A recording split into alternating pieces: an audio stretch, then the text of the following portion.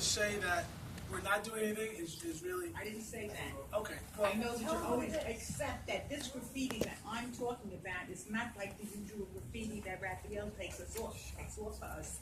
It's not these kids just painting ridiculous. This has a meaning. It's a gang meaning. It's a gang meaning. It says Teddy, aka Tito, aka Milo, is a crack dealer. And on the back of the building it says, Tito, rest in peace, we're gonna get you. And the rumor is there were gunshots. Now we're hearing no gunshots. And aluminum bat assault against the person who wrote the graffiti. all right, so if that, listen, that's why we rely on the community, because that's not something I know. I would just send cops over there and we would paint over it and that would be the end of it. No, this is- But if there's more to that, private then property. that's sort of, to me, an offline conversation, especially when dealing with, the drug trade in your own neighborhood. So if we want to have an offline conversation about that, I have no problem with that. We will publicly, we'll say we'll paint over it, we'll make your neighborhood clean, and but if there's going to be a drug war, then we need to start the investigative. But that's exactly what it is. It's not simple graffiti. Okay. Been And that's there our a problem. week. Okay, we can't go back and forth, I'm sorry. You're gonna speak to him later, right? And get the information. Do you take pictures of that? Yeah, we have pictures. 61, we have it right here. Okay. We know exactly what it is. Okay. While you're handling it, Sal Russo. And no cross conversations, please. Only the speaker and the dais. Thank you. No cross conversations, please. Thank you. Go ahead.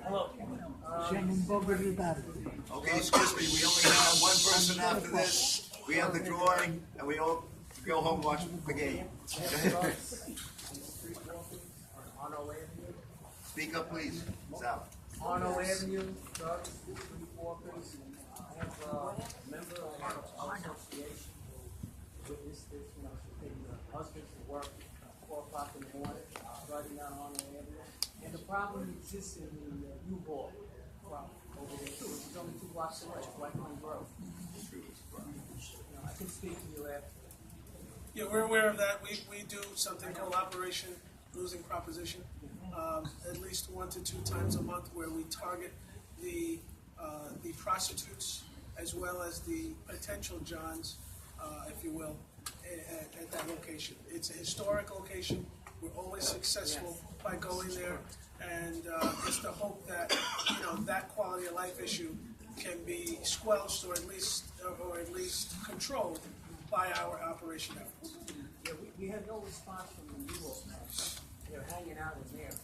U-Haul has problems by day and problems by night. They have day laborers that are obstructing pedestrian traffic and drinking and congregating in that area, obstructing the free flow of pedestrian traffic there. That's an issue.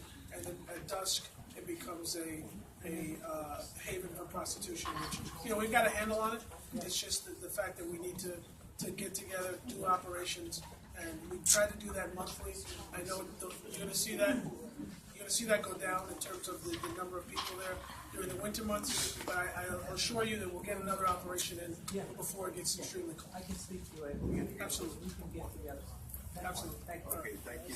Hazel Mira?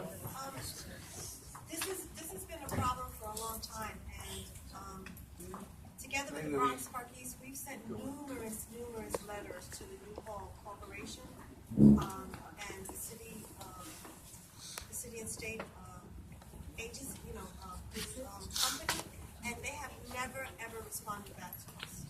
So I think that we need to put a little more pressure on them, because they took away gates there that used to be surrounding the area, and ever since they took those gates off, we've been having this issue. So we've contacted them.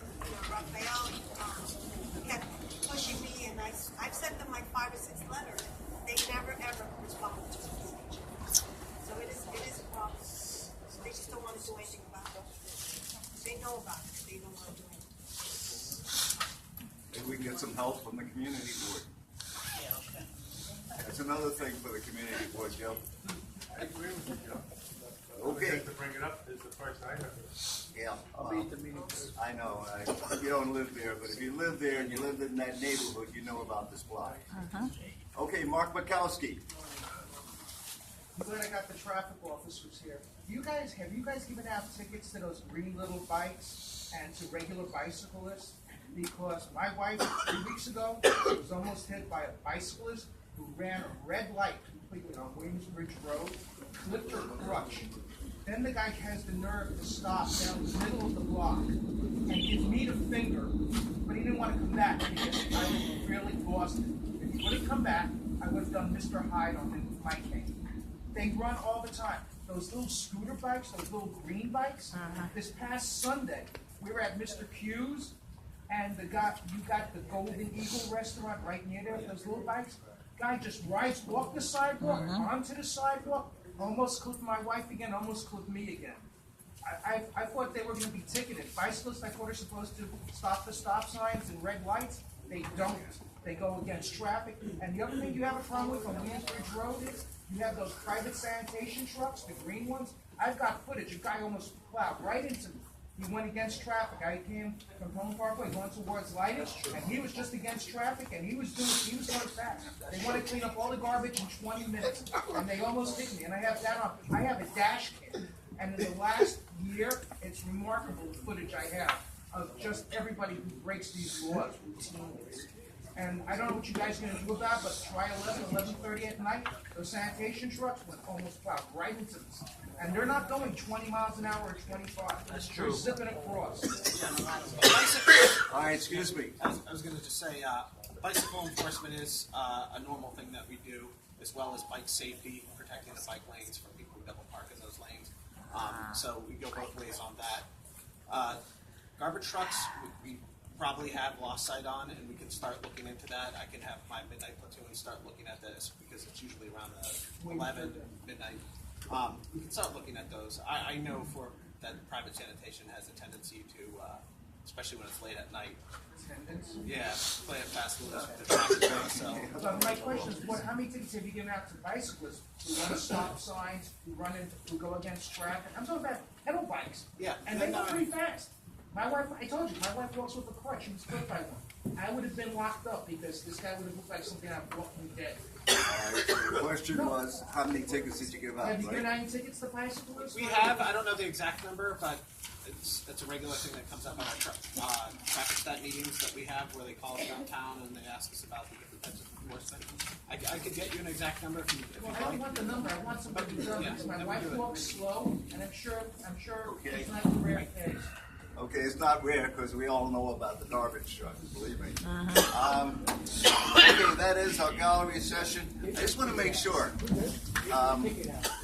There's a paper over there, and it says 9 Principles of Policing. And this was written by the person who founded the London Police Department in 1829. And these principles hold true today. As a matter of fact, I got this off of a police magazine that I got at One Police Plaza doing an event. And this is on the inside of their first cover. So read these principles and you'll see that this is the perfect way to run a police department. And I know this is something that this police department really aspires to do, and they've accomplished most of it. So if you didn't take one now, get a chance to read it, and you see how the police departments really came about. Now we're going to have our drawing. I photo on here. Please. Okay, what do I say? I get one of the police officers who are going to make sure that our shopping districts are good. Come on over.